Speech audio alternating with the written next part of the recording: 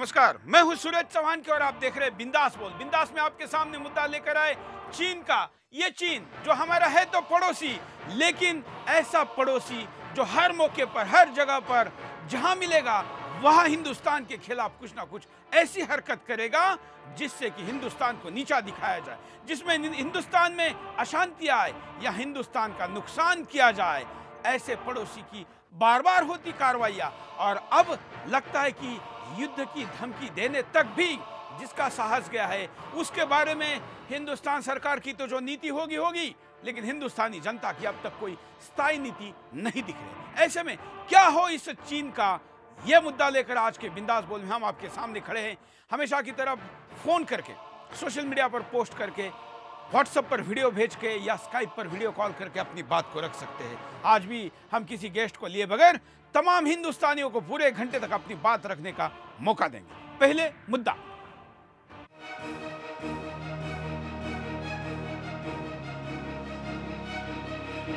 एक बार फिर से चीन अपनी गुंडागर्दी पर उतर आया है। चीन को लग रहा है जैसे वो ताइवान और फिलीपींस जैसे देशों को धमका लेता है, वैसे भारत को भी धमकाएगा। चीन की अतिक्रमण की नीति तो पुरानी है, मगर राष्ट्रपति शी जिनपिंग के आने के बाद से चीन की विस्तारवादी नीति और आक्रामक हो गई है। चीन और भारत में सीमा विवाद काफी पुराना है। इसी का फायदा उठाकर चीन जब तब घुसपैठ करता रहा है। वहीं चीन सीमा पर लगातार अवैध निर्माण कर रहा है। ऐसे में चीन के सभी पड़ोसी उससे परेशान हैं। चीन भारत से लगी उन महत्वपूर्ण जगहों पर अवैध रोड बनाने में लगा हुआ है जहां भारत की स्थिति काफी मजबूत है। ऐसे में ताजा मामला भूटान, भारत और चीन सीमा पर है। चीन के सड़क निर्माण को लेकर दोनों देशों के सैनिक आमने सामने आ गए हैं। दोनों देशों के सैनिकों के बीच तनाव अभी भी जारी है। वहीं चीन ने भारत को अपने सैनिक वापस बुलाने को कहा है, क्योंकि विवाद की जगह भारत के 3000 सैनिक मौजूद हैं। साथ ही चीन की सरकारी मीडिया ने भारत को 1962 के युद्ध के परिणाम भुगतने की धमकी दी है। वहीं भारत ने चीन को कड़ा संदेश दिया है। भारत के रक्षा मंत्री ने कहा है कि आज भारत 1962 का नहीं, 2017 वाला है। वहीं देश के सेना प्रमुख ने भारत चीन सीमा का दौरा किया। सेना प्रमुख ने अपने कमांडरों को हर स्थिति से निपटने के लिए तैयार रहने को कहा है। सेना प्रमुख ने कहा है कि सेना हर मोर्चे पर निपटने के लिए तैयार है। कोल्ड स्टार्ट की जो हमारी डॉक्ट्रिन बनाई गई है, उसको अब हम अमल करने में पूरी तरह से तैयार हैं। कितने दिन में हम लोग मोबिलाइज कर सकते हैं ये मैं ओपनली नहीं बताना चाहूँगा, लेकिन मैं ये बताना चाहूँगा कि हम जल्दी से जल्दी बॉर्डर पे डिप्लॉय हो सकते हैं और अपनी कार्रवाई शुरू कर सकते हैं। चीन को लगता है कि उसकी सेना आज ही भारत को वैसा ही सबक सिखाएगी जैसा 1962 में धोखे से हमला करके सिखाया था। लेकिन चीन को यह भी एहसास है कि अब भारत बदल गया है। अगर भारत और चीन में युद्ध होता है तो उसके भयानक परिणाम होंगे, क्योंकि भारत आज वो ताकत है कि चीन को नेस्तनाबूद कर सकता है। ऐसे में चीन अब आसानी से भारत पर हमला करने की कोशिश नहीं कर सकता, क्योंकि भारत की सेना तुरंत हर हमले का जवाब देने के लिए तैयार है। हम सिर्फ ये नहीं कहना चाहते कि हम हर बार अपनी सरहद पे डिफेंसिव मोड में रहेंगे। अगर हमारे पास इस तरह की माउंटेन स्ट्राइक कोर आएगी तो हमारे पास अन्य ऑप्शंस उभरते हैं। भारत ने चीनी सीमा के नजदीक ब्रह्मोस परमाणु मिसाइल तैनात कर दी है। लद्दाख में हरकुलस विमान की लैंडिंग करा दी है। वहीं चीन सीमा पर भारत ने आधुनिक पीढ़ी के सुखोई विमानों की स्क्वाड्रन तैनात कर दी है। लेकिन अब आगे देखना है चीन विवाद को और कितना लंबा खींचता है।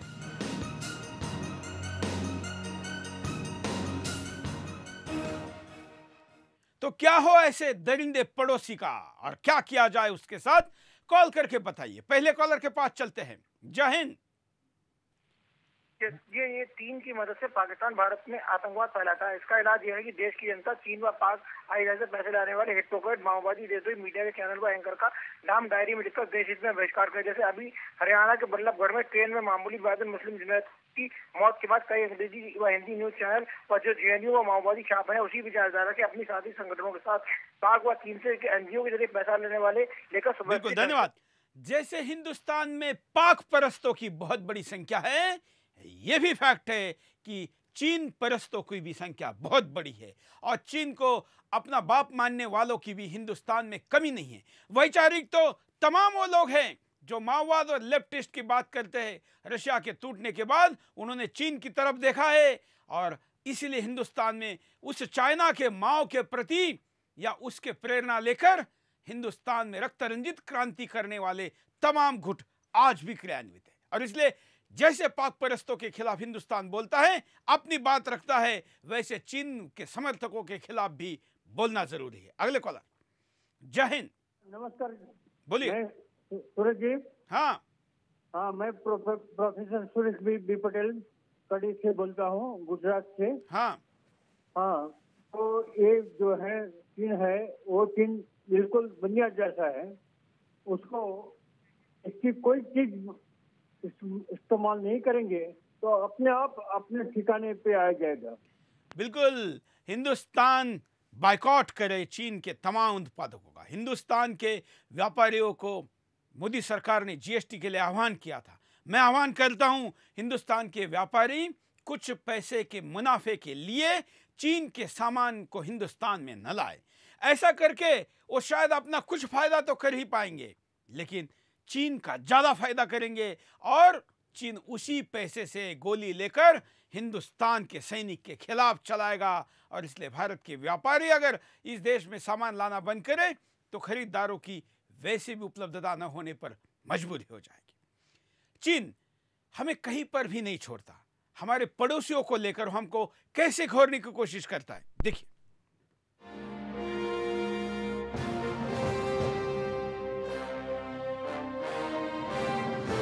चीन ने भारत को घेरने के लिए रणनीति काफी पहले से तैयार कर ली थी। चीन भारत के पड़ोसियों के जरिए भारत को घेरने में लगा हुआ है। चीन और पाकिस्तान की दोस्ती के बारे में सभी जानते हैं कि कैसे दोनों देश मिलकर भारत को घेरने में लगे हैं।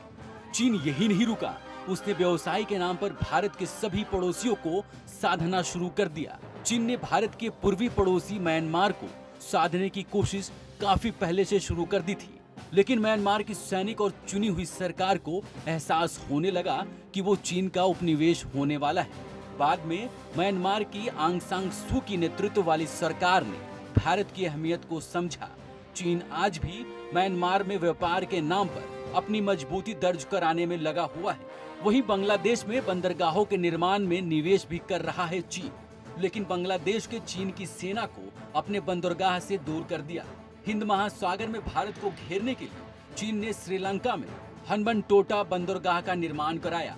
चीन की पनडुब्बियां श्रीलंका में डेरा डालती हुई देखी गई, लेकिन श्रीलंका में सरकार बदलने के बाद हालत बदलने लगी। श्रीलंका ने अब कहा कि चीन की पनडुब्बी श्रीलंका में नहीं रुकेंगी।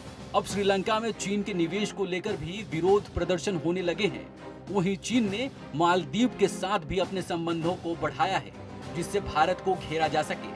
चीन पाकिस्तान में अरबों डॉलर का निवेश कर रहा है। चीन निवेश से पाकिस्तान चीन का उपनिवेश बनने लगा है। चीन ने भारत को घेरने के लिए पाकिस्तान में चाबहार बंदरगाह का निर्माण शुरू कर दिया है। चाबहार बंदरगाह में चीन की सेना के पोत रुकने शुरू हो गए हैं। ऐसे में चीन और पाकिस्तान मिलकर भारत को घेरने में लगे हुए हैं। वहीं चीन नेपाल जैसे देश में निवेश करके उसे भारत के खिलाफ करने की कोशिश में लगा हुआ है। ऐसे में चीन के हर कदम पर बारीकी से नजर रखनी होगी। भारत को अपने सभी पड़ोसियों के साथ चीन के निवेश के नुकसान के बारे में बताना होगा।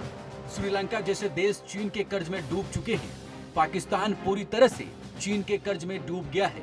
ऐसे में भारत को इन देशों को भी आगाह करना होगा।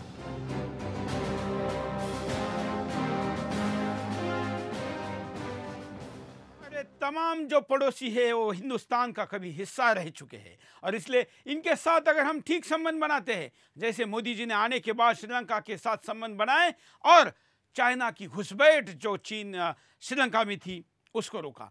अगर ये प्रयास पहले हुआ होता तो चीन को इतने पैर पसारने का मौका ही नहीं मिलता। लेकिन मनमोहन सरकार की ये नकारी रही कि उन्होंने चीन के इस बढ़ते कदमों को रोकने का कभी सोचा ही नहीं। और इसलिए पाकिस्तान एक छोड़ दिया जाए तो बाकी सारे देश हमारे प्रति प्रो है। अगर हम प्रोएक्टिव अप्रोच दिखाएंगे तो निश्चित तौर पर उसका फायदा होगा। और इसलिए खास करके चीन के सीमा से लगे हुए देशों के प्रति भी हमारा रवैया बदलने की जरूरत है। हमारे साथ कई कॉलर जुड़े, उनके पास चलते हैं। जय हिंद। बोलिए। हाँ हाँ, ठाकुर सतीश कुमार बोल रहा हूँ साहब, डिस्ट्रिक्ट मुजफ्फरनगर यूपी से। बोलिए। गांव कसौली। हाँ साहब, मैं ये कहना चाह रहा हूँ कि ये बाहरी गद्दार तो जो कर रहे हैं, लेकिन ये अंदर के गद्दार जो हैं, ये कब खत्म होंगे, क्या होगा इनका? आप देख रहे हैं कि कभी आजम है, कभी जाजम है। ये आज का औरंगजेब जो खड़ा है, इसके लिए क्या किया जा रहा? बिल्कुल, धन्यवाद।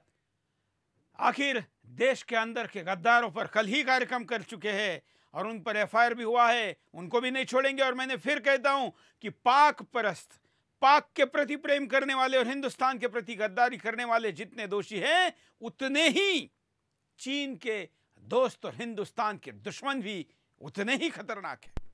कॉलर, जय हिंद। जय हिंद सुरेशी।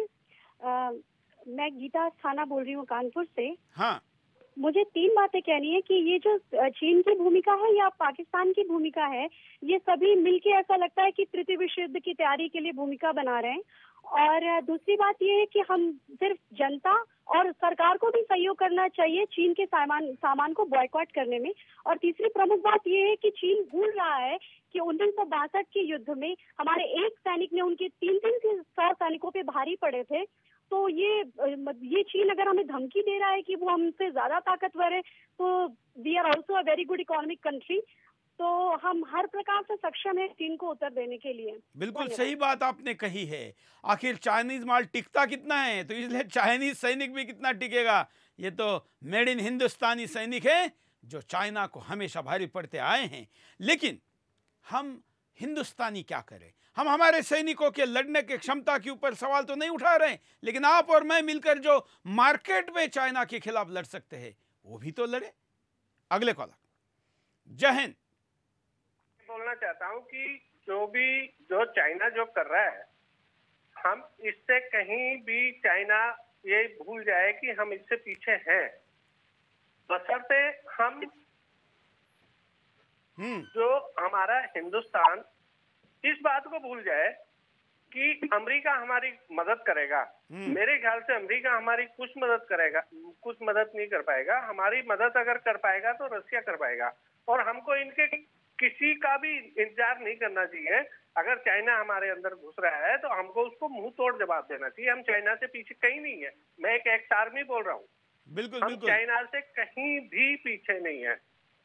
बिल्कुल हम चाइना को बिल्कुल सही कहा आपने। आखिर दूसरों के सहारे हम जीवित नहीं रख सकते, ना सुरक्षित रह सकते। हाँ, रणनीतिक हम सहयोग जरूर ले, लेकिन क्षमता पर भरोसा करें केवल हिंदुस्तान की, और वो बढ़ाने के लिए पीछे न रहे। चीन ने जिस प्रकार से हमारे सीमा तक अपने एक्सप्रेसवे ला कर रखे हैं, अपने हवाई पट्टियों को बनाया है, अपने रेलवे ट्रैक बिछाए हैं, जिससे कि हिंदुस्तान के खिलाफ अगर कभी युद्ध करना होगा तो उसका लॉजिस्टिक, उसका दारू गोला और उसका तमाम सामान हिंदुस्तान की सीमा तक जल्दी पहुंचेगा। वही अगर हम हमारे अंदर की सीमा में बात करें तो हम इस विषय में अभी उतने डेवलप नहीं हैं। हमने हमारे एयरक्राफ्ट को भले ही वहां पर उतारा हो, लेकिन आज तक हम हमारे एक्सप्रेसवे को चीन की सीमा तक नहीं लेके जा पाए। ऐसे में हमने हमारे क्षेत्र में इंफ्रास्ट्रक्चर बढ़ाना भी जरूरी है। अगले कॉलर, जय हिंद। हाँ, मैं संजय कुमार शास्त्री नगर पटना से बोल रहा हूँ। बोलिए। जी, कहना है कि चीन ने जो बोला है कि भारत 1962 को याद करे, यह बहुत ही दुर्भाग्यपूर्ण बात है। और ये इस तरह के बहुत आपत्तिजनक बात चीन ने किया है। इसका पुरजोर विरोध है, हम सभी लोग को करना चाहिए। और हम सब लोग को सबसे पहले तो जो है कि नहीं, चीनी सामान का बहिष्कार करना चाहिए। पूरे देशवासियों को, सरकार को और हमारे देश के सभी व्यापारियों को हम लोग यह तय कर ले, निश्चित कर ले कि हम लोग कोई व्यक्ति चीनी सामान का न तो यहाँ पर आयात करेंगे, न यहाँ पर हम लोग उसकी खरीदारी करेंगे, न उपयोग करेंगे। यह सबसे बड़ा टमाटर चीनी सरकार को होगी और चीन को होगी हमारे देश की तरफ से। धन्यवाद। बिल्कुल धन्यवाद। हम यहाँ पर रुकते एक छोटे से ब्रेक के लिए। ब्रेक के बाद दोबारा आएंगे। बिंदास बोल।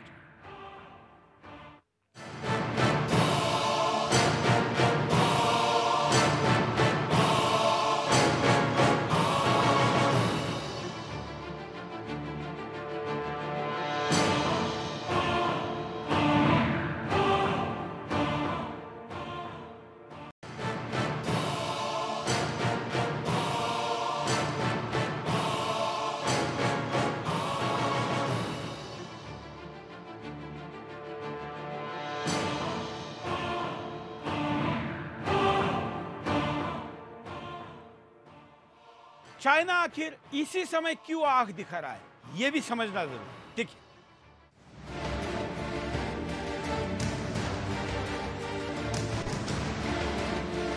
चीन की साम्राज्यवादी नीति एक बार फिर से सामने आ गई है। चीन ने भारत भूटान क्षेत्र पर घुसपैठ शुरू कर दी है। सिक्किम, भूटान और तिब्बत का मीटिंग पॉइंट कहे जाने वाले डोकाला क्षेत्र में चीन सड़क निर्माण करने की कोशिश कर रहा है। इस पर भारत को आपत्ति है। इस सड़क का निर्माण चीन भूटान के डोकाला पठार पे कर रहा है। इस क्षेत्र के अधिकार को लेकर चीन और भूटान के बीच विवाद है। चीन इस क्षेत्र को डोंगलांग कहता है और प्राचीन काल से अपना हिस्सा बताता है, इसलिए अपनी सेना के गश्ती दल को वहां भेजता रहता है।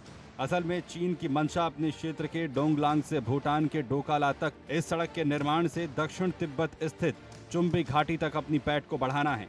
इसके अलावा सीमा में दाखिल होने का आरोप भारत के माथे मढ़कर चीन पूरी दुनिया के आगे बीते कई दिनों से शोर मचा रहा है। यहाँ तक कि अपने आरोपों को सच बताने के लिए चीनी विदेश मंत्रालय ने कुछ तस्वीरें भी जारी की हैं। इसके जरिए वो भारतीय सैनिकों की घुसपैठ का दावा कर रहा है, मगर चीन के इन दावों की कलई भूटान सरकार ने खोल दी।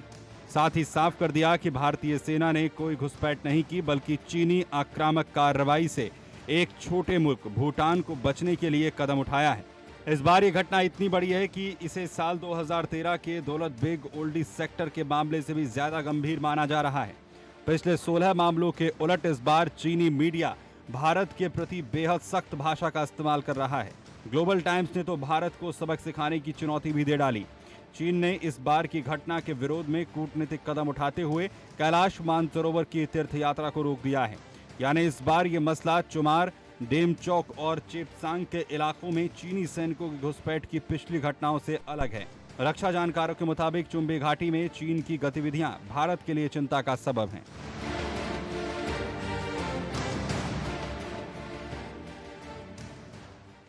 आखिर दोनों देशों में एक सैद्धांतिक फर्क है। फर्क यह है कि हमने लाखों साल के इतिहास में कभी भी हमारी कोई साम्राज्यवादी नीति नहीं रखी। हमने हमारे सीमा के साम्राज्य के विस्तार के हवस में कभी किसी देश पर आक्रमण नहीं किया या 1 सेंटीमीटर सीमा हमारी नहीं बढ़ाई। लेकिन उल्टा अगर हम चीन की तरफ देखें तो चीन ने पिछले कई सालों में, बल्कि साल दर साल, वो अपने हर पड़ोसी के क्षेत्र में अपनी घुसपैठ बढ़ा रहा है और अपनी साम्राज्यवादी नीति को आगे बढ़ा रहा है। ईस्ट तुर्कमेनिस्तान में भी उसने किया हुआ आक्रमण और कब्जा अभी वहां पर विरोध का बहुत बड़ा कारण है। हम उसको समर्थन देकर भी चाइना के खिलाफ एक हवा बना सकते हैं, लेकिन अब तक हमारी तरफ से ऐसी कोई नीति नहीं अपनाई गई। हालांकि प्रधानमंत्री मोदी ने प्रधानमंत्री बनने के बाद बड़े पैमाने पर चीन के दुश्मनों को अपने साथ जोड़ने का प्रयास किया है और वही रणनीति जो हमारे खिलाफ चाइना अपनाता है और हमारे पड़ोसियों को भड़काता है, वो हमने अपनाई। चीन ने इस यात्राओं का प्रत्यक्षपणे विरोध करने का भी प्रयास किया, लेकिन मोदी जी की कठोर नीति के कारण चीन को झुकना पड़ा और यह नीति हमेशा अच्छी रहेगी। आखिर दोस्त का दुश्मन हमारा दोस्त होता है और यह दोस्ती लंबी चलती है। कई कॉलर हमारे साथ जुड़े हैं, उनके पास चलते हैं। जय हिंद। जय हिंद सुरेश जी, लोकेश बोल रहा हूँ रीवा मध्य प्रदेश से। बोलिए। मैं कहना चाहता हूँ कि चाइना को उसकी की भाषा में जवाब देना चाहिए हमें, जैसे हमें पाकिस्तान को उसकी भाषा में जवाब दे रहे हैं, और उसके लिए हमें भी जागरूक होना होगा। उसके मटेरियल्स का बाइकआउट करना होगा, जो सस्ती चीजों को हम लोग लालच करते हैं, उसके लिए हम लोगों को भी तैयार होना चाहिए। और आपका चैनल के लिए मैं धन्यवाद कहूँगा जो लोगों को जागरूक कर रहा है। ऐसे चैनलों की हमें जरूरत है इसमें। बिल्कुल। चलिए, डोकालो पठार और जिन जिन मुद्दों पर हमारा विवाद है उस पर मिनट लगाते हैं।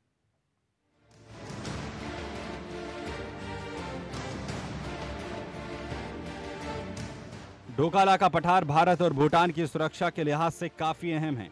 269 वर्ग किलोमीटर के क्षेत्रफल का ये इलाका भारत, चीन और भूटान की सीमाओं के पास है। यही वो इलाका है जहां तीनों देशों की सीमाएं मिलती हैं। 1914 की मैकमोहन रेखा के मुताबिक ये इलाका भूटान के अधिकार में है, जबकि चीन इस लाइन को मानने से ही इनकार करता है और वक्त वक्त पर उसके सैनिक भूटान की सीमा पर अतिक्रमण करते रहते हैं। डोकाला का पठार रणनीतिक रूप से बेहद अहम है। चुम्बी घाटी से सटा हुआ होने के चलते चीन इस पठार पर अपनी सैन्य पोजीशन को मजबूत करना चाहता है। चीन की कोशिश है कि इस इलाके में सड़कों का जाल बिछाया जाए ताकि भारत के साथ युद्ध की स्थिति में जल्द से जल्द इस इलाके में सैन्य मदद पहुंचाई जा सके। डोकाला के पठार पर चीन की इसी मंशा ने भारत को सख्त रुख अपनाने पर मजबूर कर दिया है। इसी को भारत की चिकन नेक माना जाता है। पिछले दिनों प्रधानमंत्री मोदी ने कहा था कि भारत और चीन के बीच सीमा विवाद होने के बावजूद पिछले 40-50 साल से बॉर्डर पर एक भी गोली नहीं चली है, लेकिन 40-50 वर्ष पहले यानी सितंबर 1967 में भारत और चीन के बीच सीमा पर आखिरी बार इस इलाके में जोरदार फायरिंग हुई थी। सिक्किम की सीमा का वही इलाका इस वक्त दोनों देशों की सेनाओं के बीच जोर आजमाइश का केंद्र बन गया है। इस इलाके को चिकन नेक के नाम से जाना जाता है। ये भारत की मुख्य भूमि को उत्तर पूर्व राज्यों से जोड़ने का एकमात्र जरिया है। ये घाटी हंसिए की तरह है जो सिक्किम और भूटान को अलग करती है। भारत के लिहाज से ये भूभाग भू सामरिक दृष्टिकोण से काफी महत्वपूर्ण माना जाता है। अभी इस क्षेत्र में भू सामरिक लिहाज से भारत बेहतर स्थिति में है, लेकिन डोंगलांग से डोकाला तक सड़क निर्माण कर चीन इन देशों के मिलन बिंदु स्थल तक पहुंचकर भारत को घेरना चाहता है।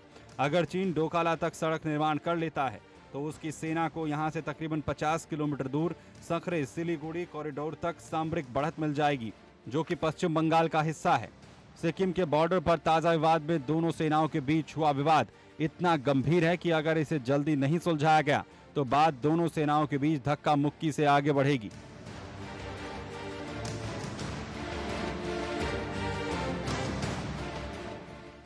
और इस वक्त हमारे साथ ब्रिगेडियर आरपी सिंह जी जुड़े हैं। आरपी जी, आखिर चीन का क्या किया जाए, इस मुद्दे को लेकर हम आज बात कर रहे हैं। सुरेश जी, ऐसा है कि ये जो एरिया है डोकलाम प्लेटो, इसमें घास इस टाइम पे काफी ज्यादा हो जाती है और ट्रेडिशनली जो सिक्किम तिब्बत के लोग हैं, तिब्बत के याक ग्रेजर्स हैं जो उसको चरावा बोलते हैं, वो अपने याक को लेके यहाँ पे आते हैं, उसके साथ ही सेना लेके आते हैं। ये तकरीबन 30 किलोमीटर का एरिया है जहाँ तक के कैमोचिन तक एक पीक है, जहाँ तक के उसके बाद फिर डिसेंट शुरू हो जाता है, जैसे आपने रिपोर्ट में बताया है, क्योंकि सिलीगुड़ी कॉरिडोर की तरफ बढ़ता है। इस जगह के ऊपर उनका मकसद ये है कि सड़क बना ले और सड़क बना के ताकि 30 किलोमीटर का एरिया जो आसान हो जाए और वहां तक गाड़ियां आ सकें अगर लड़ाई होती है भारत के साथ कल। और सीधा वहां से उतर के ये सीधा जलढाका एक जगह है वहां पे पहुंचे और वहां से सीधा सड़क जो है नेशनल हाईवे 31A को काटते हैं। इनका मकसद ये है।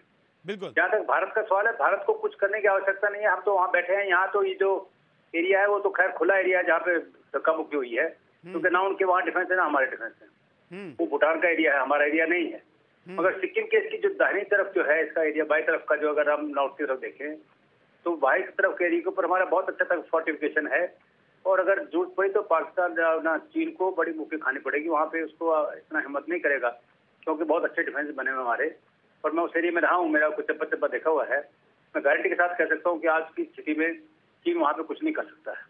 बेहतर ये है कि उसके स्टैंड ऑफ बनाए रखे और बातचीत करके उसको मारने को अपने आप ही सुलझाएंगे, वो उनके पक्ष में है ये। क्योंकि अगर उस एरिया में अटैक करते हैं तो बहुत बुरी तरह से मार खानी पड़ेगी उनको। बिल्कुल। लेकिन जिस प्रकार से आजकल उनके बयान आ रहे हैं, उनका सरकारी मीडिया जिस प्रकार से बोल रहा है, कुछ लोगों के हिसाब से ये चिंता का मुद्दा है। चिंता का कोई बात नहीं है, ऐसी धमकियां बहुत, मैं तो 1972-73 में वहाँ पे रहा हूँ बॉर्डर के ऊपर, उसी जगह के ऊपर। वहाँ पे उस टाइम 14 लाउड स्पीकर लगा के प्रोपेगेंडा होता था, बड़ी बड़ी धमकियां मिलती थी, ये कर देंगे वो कर देंगे। कुछ करने वाले नहीं है, ये बातचीत करते हैं, मीडिया है। दूसरा हमारा जो अभी मोदी साहब वाशिंगटन में हो क्या है, अच्छा जो निकटता बढ़ती जा रही यूएसए के साथ, उनको उस चीज की चिंता है। इसके बाद हम इजराइल का विजिट है, ये भी हमारे साथ सामरिक महत्व बहुत जरूरी है। तो मैं धमकी देना चाहता कि अगर उधर जाओगे तो हम इधर पंगा करेंगे।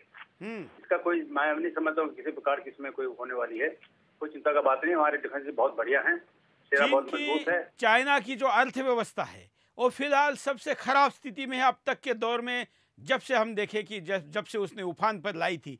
ऐसे में कुछ लोगों का मानना है कि युद्ध करके वो अपने डिफेंस प्रोडक्शन को मजबूती देकर अर्थव्यवस्था को मजबूत कर सकता है। मैं नहीं समझता कि इस टाइम पे उनकी स्थिति है लड़ाई करने की, बिकॉज लड़ाई करने से उनको बहुत बड़ा घाटा उठाना पड़ेगा, बिकॉज उनका जो एक्सपेंशन कर रहे हैं वो वर्ल्ड डिप्लोमेसी में बहुत फर्क पड़ेगा। उसका कारण छोटे सी जगह पे मैं नहीं सोचता कि ये कोई बहुत बड़ा मुद्दा है जिसके ऊपर लड़ाई होगी। मेरे ख्याल से 2-4 बात 10 दिन में सुधर जाएगा, कोई इसमें समस्या वाली बात नहीं है।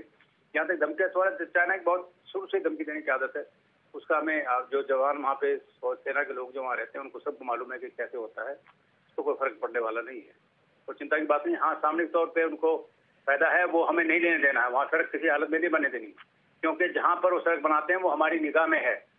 तकरीबन 3 किलोमीटर है, उसके ऊपर हमारी रिज है, रिज के ऊपर डिफेंसेस बने हुए हैं। तो वहाँ पे मैं नहीं समझता उस प्रकार का होने वाला। धमकी उनकी चलती रहेगी। वो चाहते हैं कि इनडायरेक्टली भूटान के ऊपर भी प्रेशर ना आ जाए। भूटान जो है बेचारा छोटा मुल्क है, उसकी वहाँ पे सेना नहीं है, एक विंग है बहुत दूर, छोटे से पीछे हटके दुकालम प्लाटो के जहाँ नीचे सेंट शुरू होती है। तो भारत को मेरे ख्याल से उसका साथ देना चाहिए, क्योंकि हमारा एग्रीमेंट है भूटान के साथ इस समय पर। तो कोई बिल्कुल शांति बनाए कि सिर मान रखना है, कुछ प्रकार का चिंता की बात नहीं, कोई चिंता की बात नहीं। चाइना से हमें कोई किसी प्रकार का खतरा वहां से ये नहीं है। बिल्कुल। और जो चाइना के दुश्मन हैं उनके साथ भी दोस्ती हो सकती है। चाइना का तो हमारा अच्छा, मोदी साहब ने बहुत अच्छा किया है, जापान उधर काबू में किया है, ताइवान के साथ हम इम्प्रूव कर रहे हैं, वियतनाम के साथ हमारा एग्रीमेंट है। इसके अलावा रशिया के साथ हम कुछ कर रहे हैं कि उसको रशिया को थोड़ा अलग किया जाए चाइना से। और इसके अलावा यूएसए है, यूरोपियन कंट्रीज हैं, ऑस्ट्रेलिया है, सभी हमारे साथ है, इसमें तो कोई शक नहीं है। मगर वो चाहता है कि इस टाइम पे वो उनका मेन मुद्दा जो अपना शी जिनपिंग का है, तो प्रेसिडेंट का, उसका मुद्दा मकसद यही है इस टाइम पे बताना हमें कि देखिए आप लोगों से मत दोस्ती करिए, हम नेबर है, हमें रहना है, एक दूसरे के साथ रहना है, और अगर आप पंगा लोगे तो हम कुछ यहाँ पे अड़ंगा कर सकते हैं। बिल्कुल। धन्यवाद आरपी जी, आपने टाइम निकाला और अपनी अपडेट के साथ हमारे इस मुद्दे को आगे बढ़ा। हम एक छोटे से मुद्दे के लिए ब्रेक के लिए रुकते, ब्रेक के बाद फिर आएंगे बिंदास बोलकर।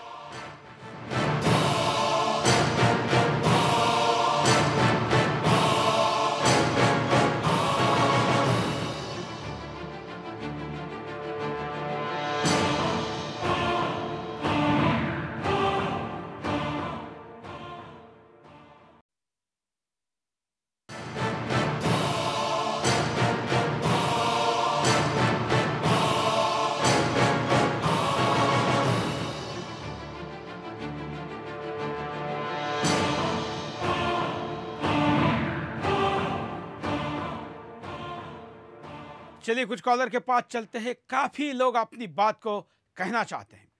जय हिंद, क्या कहना है आपका? हाँ सर, प्रमोद गुप्ता, खानपुर। हाँ, जिला परिषद यूपी। हाँ, हमें कहना है सर, ये बिंदास साहब से जो ये इंटरव्यू दफा हो दे रहे हैं, इसमें चीन की भीगर धमकियों से हमको कड़ाई से सामना करना पड़ेगा, जिससे इसको सबक मिले कि हम अपने देश के लिए आसानी से भारत को नहीं दबा सकते। बिल्कुल, और ये आसानी से वो दबा भी नहीं सकता, ये जानता है। लेकिन मीडिया में बने रहने के लिए और अपने लोगों में कॉन्फिडेंस बना कर रखने के लिए, या जैसे बिच्छू का स्वभाव ही होता है वैसे ड्रैगन का भी एक स्वभाव है, और वो स्वभाव उसको वैसे करने पर मजबूर रखता है। कॉलर, जय हिंद। जी हाँ, मेरा नाम माला है, मैं नोएडा से बोल रही हूँ। ये हमारे मानवता का चीन और पाकिस्तान दोनों ही फायदा उठा रहे हैं। ऐसे देशों को तो हमारी सरकार को तुरंत इन पर अटैक करके हम लोग को, आम आदमी को एक मानसिक जो इस समय पीड़ा हो रही है उससे हटाना चाहिए। इनको पूरा सपोर्ट पाकिस्तान का मिल रहा है। इनको एक ही दिन में अपने प्रधानमंत्री से, रक्षा मंत्री से मैं निवेदन करूंगी कि इनको एक ही दिन में सबक सिखा दें। माला जी, आप क्या करती हैं? जी, मैं एक हाउस वाइफ हूँ। मैं आपके साथ हिंदुस्तान की तमाम हाउसवाइफ को, गृहिणी को यह आग्रह करता हूं, प्रार्थना करता हूं कि अगर इस देश की महिला चाहे तो उसके घर में चाइना का कोई प्रोडक्ट नहीं आ सकता। वो खुद ना लाने दे, और खुद तो लाए नहीं, और घर के किसी सदस्य को नहीं लाने दे। अगर ऐसा हम करते हैं तो चाइना के बड़े मार्केट पर हम घाव कर सकते हैं। माला जी, चैनल के माध्यम से मैं खुद चाहती हूँ कि हर गृहिणी, क्या हर मतलब पूरे भारत के हर व्यक्ति को चाहिए कि इनका एकदम पक्का बहिष्कार कर दे। इनकी आर्थिक स्थिति इतनी खराब है कि इन्हें 4 दिन में समझ आ जाए। बिल्कुल, धन्यवाद। बिल्कुल सही बात कही है माला जी ने। अगर आप भी इससे सहमत है, बल्कि सहमत होना ही चाहिए, और इसे चाइना का बहिष्कार होना चाहिए। लेकिन केवल इतना ही या और भी कुछ 10 मुद्दे हैं चीन के साथ हमारे विवाद के। वैसे तो कई है, लेकिन ये टॉप 10 आपके सामने।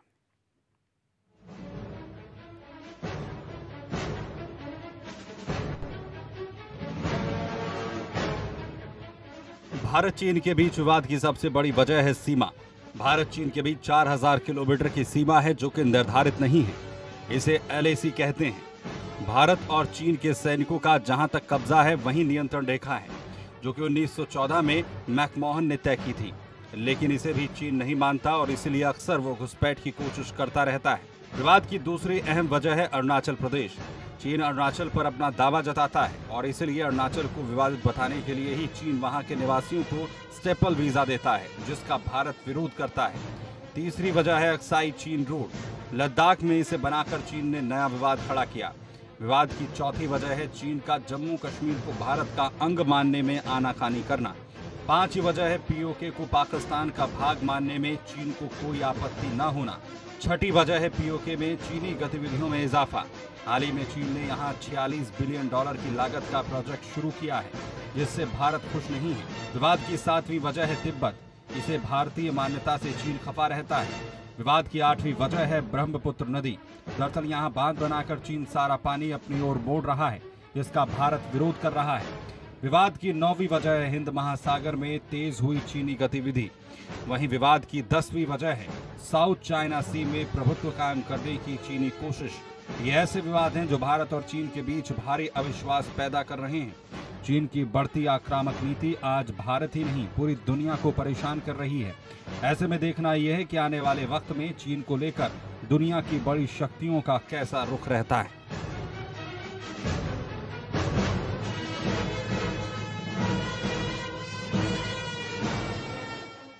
और ये 10 मुद्दे महत्वपूर्ण हैं, हिंदुस्तान के लिए जरूरी है। और ये तो केवल हमने 10 बताए, ऐसे तमाम और कई मुद्दे हैं जो चीन के साथ आपत्तिजनक है।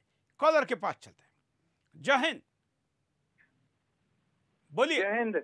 हाँ। जय हिंद सर, मैं आदित्य बोल रहा हूँ, दिल्ली से बात कर रहा हूँ। हाँ। मुझे लगता है कि चीन ना इस समय बौखला गया और कुछ नहीं है।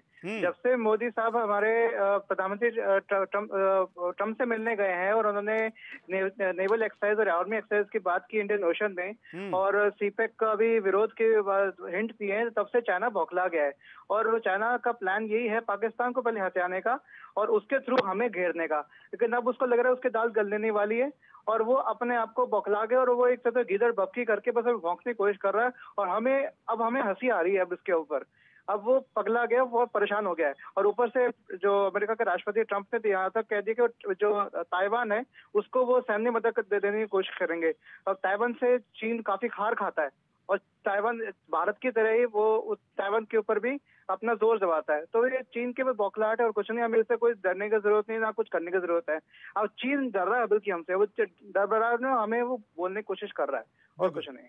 बिल्कुल सही कहा। लेकिन जब दुश्मन सर फिरा हो तो ज्यादा चिंता होती है, क्योंकि जिसके पास दिमाग है वो तो फिर भी क्या कर सकता हम सोच सकते हैं, लेकिन सर फिरो का नहीं सोच सकते। इसलिए ऐसे लोगों को कैसे बांधा जाए, इसकी भी रणनीति होती है। हमारे इतिहास में ऐसे तमाम उदाहरण हैं कि सरफरे दुश्मनों के साथ हम कैसे लड़े।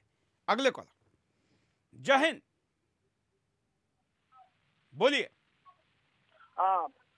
हम बिहार से पुष्पक मलिक बोल रहे हैं। हाँ हाँ, बिहार से। मेरा नाम पुष्पक मलिक। हाँ, बोलते रहिए। देखिए सर, चीन का जो विवाद है,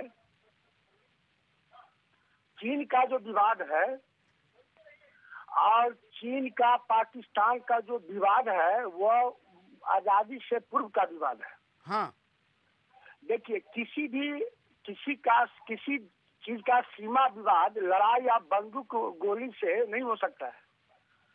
कूटनीति, अभी जो मोदी जी का चारों बगल विश्व में हर देशों का भ्रमण जो किया जा रहा है, इससे हमारे पड़ोसी जो देश है जो हमसे खपा है कि नहीं, हाँ। उनके मन में दुख हो रहा है। समझ गए? कि हम पाकिस्तान या चीन के बॉर्डर पर ये सब विवाद होगा, लेकिन इससे घबराने की जरूरत नहीं है। घबराने का तो सवाल ही नहीं, घबराना शब्द हमारे डिक्शनरी में है ही नहीं।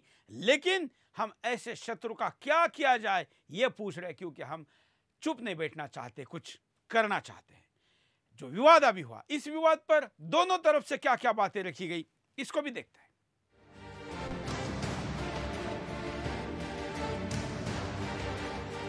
चीन का दावा है कि भारत ने डोकाला सेक्टर के जोम्पलरी के इलाके में 4 जून को सड़क निर्माण कर रहे उसके सैनिकों को रोक दिया और उनके साथ हाथापाई भी की।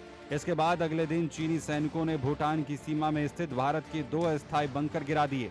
चीन डोकाला इलाके में जिसे भारत की घुसपैठ बता रहा है, वो दरअसल चीन की कार्रवाई के खिलाफ भूटान को बचाने के लिए भारत की कार्रवाई थी।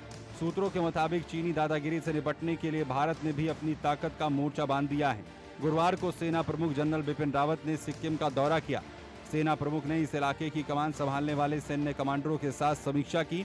भारत के रवैये से साफ है कि वो किसी सैनिक संघर्ष की ताल नहीं ठोक रहा, मगर अपने ताकतवर पड़ोसी चीन की दादागिरी से भूटान को बचाने के लिए सिद्धांत की लड़ाई लड़ने को जरूर तैयार है। वहीं भारत ने कहा है कि वो अपनी सुरक्षा करने के लिए हर तरह से तैयार है। भारत सरकार ने चीन घुसपैठ को लेकर आक्रामक नीति अपनाई है। ऐसे में देखना यह है कि चीन आगे क्या कदम उठाता है। वैसे तो चीन का पड़ोसियों से सीमा विवाद कोई नया नहीं है, लेकिन ताज़ा मामला भारत के साथ है, जिसकी संवेदनशीलता चीन भी समझता है, क्योंकि भारत भी एशिया की एक मुख्य ताकत है।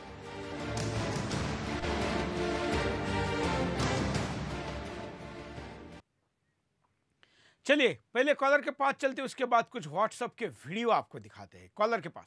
जय हिंद। जी सर, मैं पंकज दुबे बोल रहा हूँ इटावा से।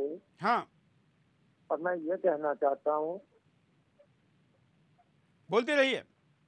जी सर, मैं ये कहना चाहता हूँ कि सिर्फ चीन से हमें बात करने से काम नहीं चलेगा, हमें उसे सबक भी सिखाना होगा। या जिस तरीके से अभी हमने सर्जिकल स्ट्राइक किया था पाकिस्तान को जवाब देने के लिए, इसी तरीके से हमें और भी ऐसे कदम उठाने होंगे जिससे कि हमारे पड़ोसी भी ये समझ सकें कि हमें भी सामर्थ्य है, अब वो हमें धमकी ना दें तो ज्यादा अच्छा है।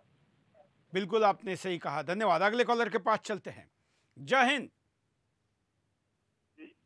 बोलिए। मैं कानपुर से अरुण मिश्रा, विश्व हिंदू परिषद प्रांत सेवा विभाग और संघ का संसद बोल रहा हूँ। चौहान साहब, ये चीन की घुड़की का जवाब देने के लिए सभी सक्षम समाज चले और विश्व की सबसे बड़ी स्वयंसेवी संस्था आरएसएस राष्ट्रीय स्वतंत्रता संघ के माननीय मोहन भागवत जी का आदेश हो जाए और प्रधानमंत्री की अपील हो जाए कि देश में चीनी विक्रेता, चीनी वस्तुओं के उन पर रोक लगा दी जाए। और हम लोग तो स्वयंसेवी संगठन उनका बहिष्कार कर ही रहे हैं। बस मोदी के इशारे की आवश्यकता है और संघ के सरदन चालक जी का आदेश की आवश्यकता है। चीन की औकात क्या है? जय हिंद, जय श्री राम। मोदी जी शायद ऐसा आदेश दे, इसके लिए उनके पास अंतर्राष्ट्रीय कूटनीतिक तमाम प्रकार की अड़चने हैं। भागवत जी ऐसा आदेश दे, इसकी आवश्यकता क्या है? क्या हम नहीं समझते खुद कि चाइना का बहिष्कार ही सबसे बड़ा हथियार हो सकता है? ऐसे संगठनों ने या सरकार ने खुलेआम आगे आकर बोलने के बजाय हिंदुस्तानी खुलेआम अगर इस चीज को करते हैं तो रोकता कौन है? कम से कम करो कहने के बजाय रोको ये तो नहीं कहा है, और यही इशारा पर्याप्त होता है। और इसलिए चाइना के बाइकआउट का आवाज हम पिछले कई सालों से दे रहे हैं। पिछले दिनों जब चीनी राष्ट्रपति हिंदुस्तान में खास करके गोवा आए थे, तब चीनी मीडिया ने सुदर्शन के दिवाली पर बाइकआउट चाइना के मुहिम को बढ़ चढ़ कर दिखाया था। यही हमारी विशेषता है कि चाइना जैसा महाकाय देश भी सुदर्शन के मुहिम से डरता है। छोटे से ब्रेक के लिए रुकते हैं, ब्रेक के बाद फिर आएंगे बिंदास बोल।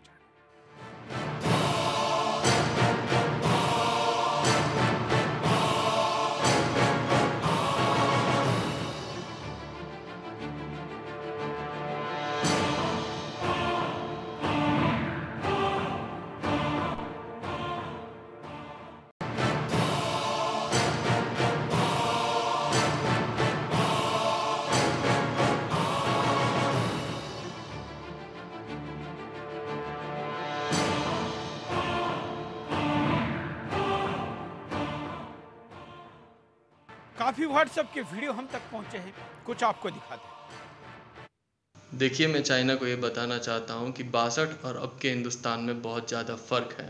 हम एक न्यूक्लियर पावर हैं और हम अपने बॉर्डर की रक्षा करने में बिल्कुल सक्षम हैं। चाइना को एक गिदड़ भपकी अपने पास रखनी चाहिए और पाकिस्तान को खुश करने की राजनीति चाइना को छोड़ देनी चाहिए। तो आज भारत वो भारत नहीं है जो पूर्व में आज़ादी के बाद हम थे। उस समय हमारी सैनिक समृद्धि से लेकर आर्थिक या अन्य तकनीकी क्षेत्रों में हम कमज़ोर थे। आज हमारी स्थिति बदल चुकी है। आज मेरे हिस्से में कई मिसाइलें तो मंगलयान जैसे उपग्रह मौजूद हैं। हम कई देशों का अब तकनीकी तौर पर अगुवाई करने में सक्षम। चीन ने हमेशा जो है भारत की खिलाफत की है, चाहे वो सीमा हो, चाहे वो अंतर्राष्ट्रीय समुदाय के सामने हो।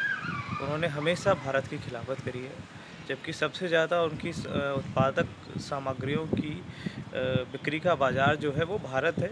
हम उनके उत्पादों को उपयोग करते हैं, हम उनके व्यापार को बढ़ावा देते हैं। इतने युद्ध की बातें भी हमको ध्यान में रखनी चाहिए। ध्यानपूर्वक देखिए।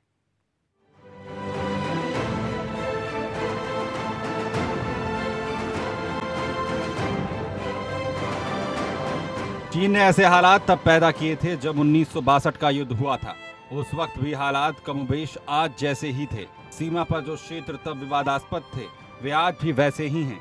तब भी कुछ सैन्य विशेषज्ञ चीन से संभावित खतरों के लिए चेतावनी दे रहे थे, जिन्हें तब भी नजरअंदाज किया जा रहा था। राजनीतिक यात्राएं और वार्ताएं तब भी जारी थी, बल्कि उस दौर में तो हिंदी चीनी भाई भाई जैसे नारे भी खूब गूंजा करते थे।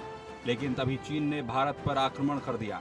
लेकिन 1962 का वो युद्ध आज तक एक रहस्य ही बनकर रह गया है। एक समय पंडित जवाहरलाल नेहरू और तत्कालीन चीनी प्रधानमंत्री चाउ एन लाई की दोस्ती धीरे धीरे फीकी पड़ी और बाद में दोनों देश में युद्ध हो गया। दरअसल तिब्बत के धर्मगुरु 1956 में भारत की आधिकारिक यात्रा पर आए थे और माना जाता है कि इस यात्रा ने उनके और नेहरू के बीच समझ बढ़ाने में महत्वपूर्ण भूमिका निभाई। इन परिस्थितियों की शुरुआत 1950 के दशक के तिब्बत से शुरू हुई। तिब्बत में चीनी सैनिकों का हस्तक्षेप लगातार बढ़ रहा था और इसके विरोध में 1958 में पूर्वी तिब्बत के खम्पा लोगों ने सशस्त्र विद्रोह छेड़ दिया। शुरुआत में खम्पा लोगों को कुछ सफलता भी मिली, लेकिन बाद में चीनी सैनिकों ने विद्रोहियों को खत्म कर दिया। इसके बाद दलाई लामा को भी धमकियां मिलने लगी। ऐसे में लामा ने भारत में शरण लेने का मन बनाया। भारत उन्हें शरण देने को तैयार हो गया। प्रधानमंत्री नेहरू से मिलकर दलाई लामा ने उन्हें खम्पा विद्रोह के बारे में जानकारी दी। नेहरू ने दलाई लामा को बताया कि भारत तिब्बत की आजादी के लिए चीन से युद्ध नहीं कर सकता। 1960 में नेहरू ने चाउ एन लाई को भारत आने का न्योता दिया। इससे पहले जब 1956 में चीनी प्रधानमंत्री भारत आ चुके थे, तब उनका बड़ी गर्मजोशी से स्वागत किया गया था। लेकिन 1960 में हालात बिल्कुल अलग थे। इस वक्त तक भारत और चीन के संबंध दूसरी वजहों से भी बिगड़ने लगे थे।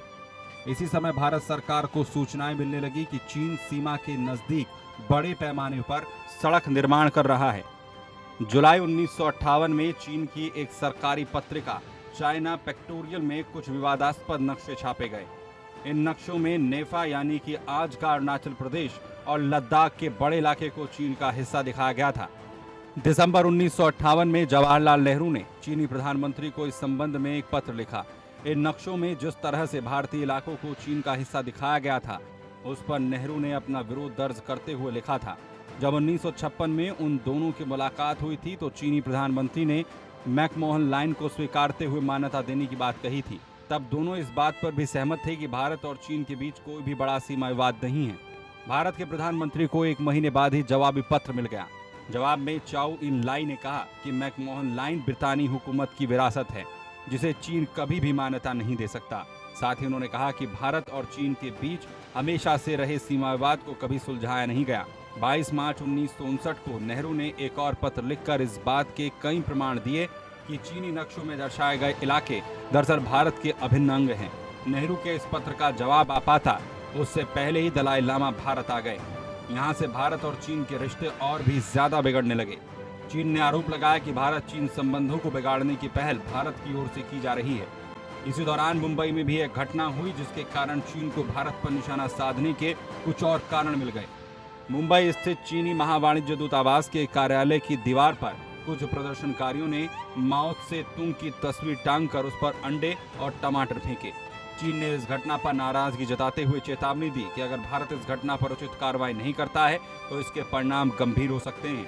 भारत चीन संबंध जिस तेजी से सीमा पर बिगड़ रहे थे, लगभग उसी गति से भारतीय जनता में भी चीन के खिलाफ माहौल बन रहा था। विपक्षी पार्टियों के दबाव में भारत सरकार ने सितंबर 1959 को एक श्वेत पत्र जारी किया। इसमें पिछले 5 सालों में चीन से हुए पत्राचार का पूरा ब्यौरा था। इस श्वेत पत्र के सार्वजनिक होने से भारतीय जनता को चीन द्वारा सीमा पर की जा रही गतिविधियों की पूरी जानकारी मिल गई।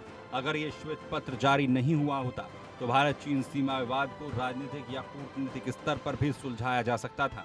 लेकिन इनके सार्वजनिक होने के बाद जनता ने चीन के प्रति आक्रोश था और तब राजनीतिक हल ढूंढना चीन के सामने घुटने टेकने जैसा हो गया था।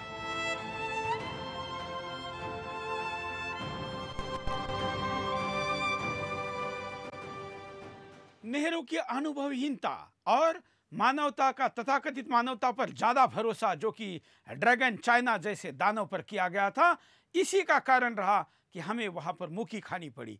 हमारी तमाम इंटेलिजेंस एजेंसियों ने दी हुई रिपोर्ट को भी नेहरू ने नज़रअंदाज किया।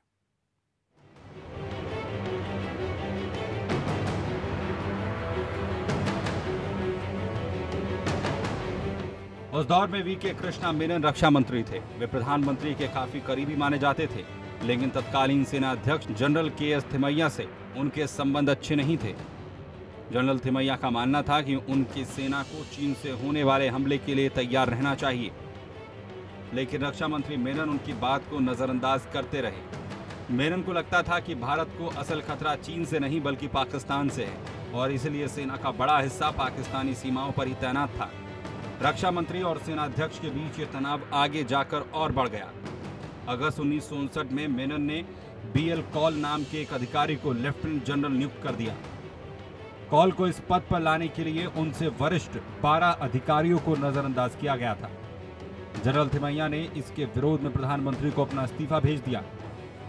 हालांकि प्रधानमंत्री नेहरू ने जनरल थिमैया को इस्तीफा देने से तो रोक लिया, लेकिन इस घटना से सारे देश में रक्षा मंत्री के खिलाफ माहौल बन गया।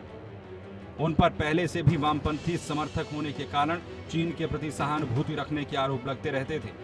1959 में भी भारत चीन सीमा पर दोनों सेनाओं के बीच झड़प की कई घटनाएं हुई।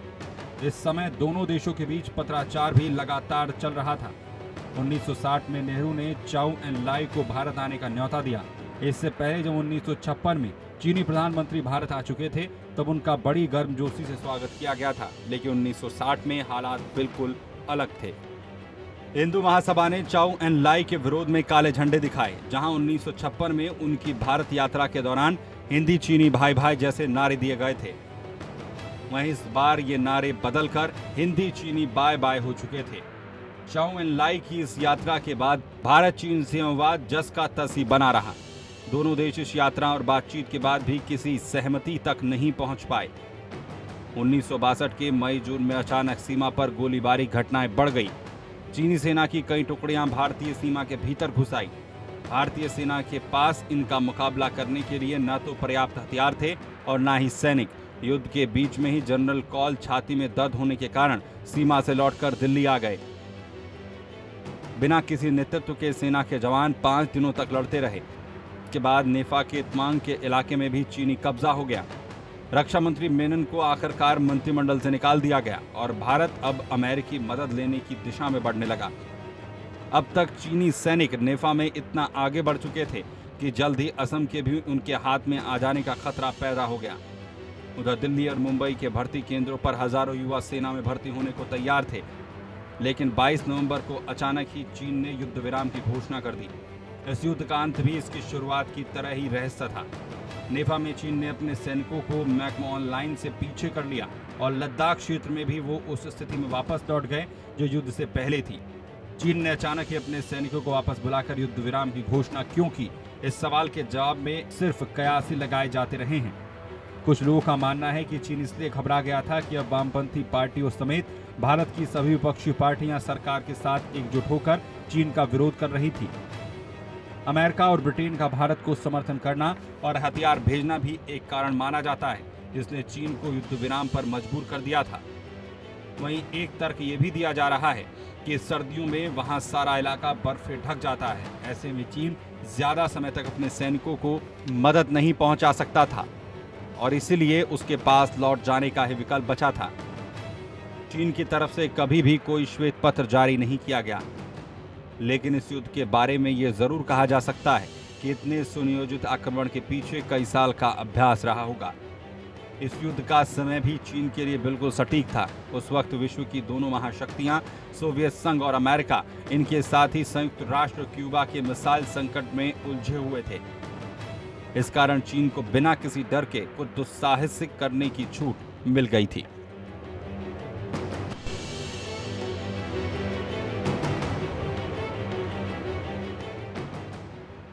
चीन के साथ इस युद्ध से हमने बहुत सबक सीखे। उसके बाद वो गलतियां दोबारा नहीं हुई। हमने पाकिस्तान को चारों जगह चीत किया, लेकिन अभी भी हमको चाइना के प्रति किसी पुख्ता पॉलिसी के तहत आगे बढ़ने का कोई प्रमाण किसी भी सरकार ने नहीं दिया। ऐसे में हिंदुस्तानियों का तो कम से कम किसी मुहिम के साथ आगे बढ़ना संभव है। और इसलिए हम बार बार हिंदुस्तानियों को कहते हैं कि सरकार तो तमाम बंधनों के साथ आगे बढ़ती है, लेकिन आप और हम एक ही बंधन के साथ बंधे हैं, वो राष्ट्र सर्वप्रथम। और इसलिए चाइना के खिलाफ लड़ने के लिए सूत्र का उपयोग किया जाए, स्वदेशी माल को अपनाया जाए और चाइनीज माल का बहिष्कार किया जाए। आज के लिए इतना ही। जय हिंद।